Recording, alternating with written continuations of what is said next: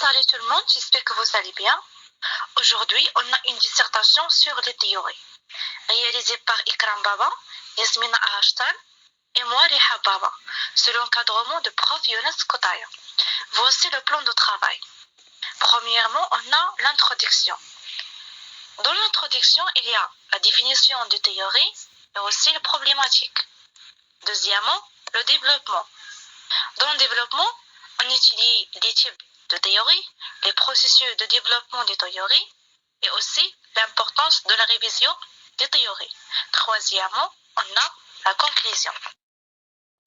Alors, les théories sont des systèmes de concepts qui visent à expliquer des phénomènes, des comportements ou des événements dans divers domaines, tels que la science, la philosophie, la sociologie et la psychologie. Ils jouent un rôle crucial dans notre compréhension du monde et guident la recherche et l'expérimentation. Alors, quels sont les types de théories? Ensuite, quels sont les processus de développement des théories? Et enfin, quelle est l'importance de la révision des théories? Les théories sont un processus fondamental dans de nombreux domaines, y compris la science, la philosophie et les sciences sociales. Les théories servent à expliquer des phénomènes, à prédire des résultats et à guider la recherche future. Elles évoluent souvent à travers des siècles de formulation de tests et de révision. Concernant le type de théorie, premièrement, théorie scientifique. Ces théories, comme la théorie de l'évolution ou la théorie de la relativité, sont basées sur des observations empiriques et d'expériences. Elles sont testées et validées par la communauté scientifique.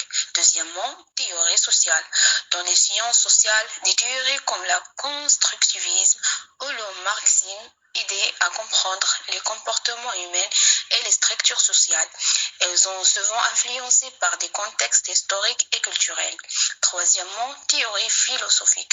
Ces théories abordent des questions fondamentales sur l'existence, la connaissance et la morale. Des penseurs comme Kant ont existé et développé des théories qui contiennent d'influencer la pensée contemporaine. D'une théorie commence généralement par l'observation d'un phénomène. Les chercheurs formulent ensuite des hypothèses qui sont testés par des expériences ou des études. Les résultats de ces tests peuvent confirmer, modifier ou rejeter la théorie initiale. Ce processus est itératif et peut prendre des années, voire des décennies. Importance de la révision des théories. Les théories ne sont pas statiques. Elles doivent être révisées à la lumière de nouvelles données ou de nouvelles perspectives.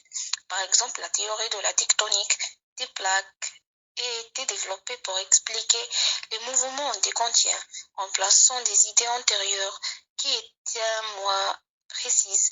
Cette capacité d'adaptation est essentielle pour le progrès scientifique Les théories aident à comprendre et à expliquer les phénomènes dans divers domaines, tout en orientant la recherche scientifique et en contribuant à son développement.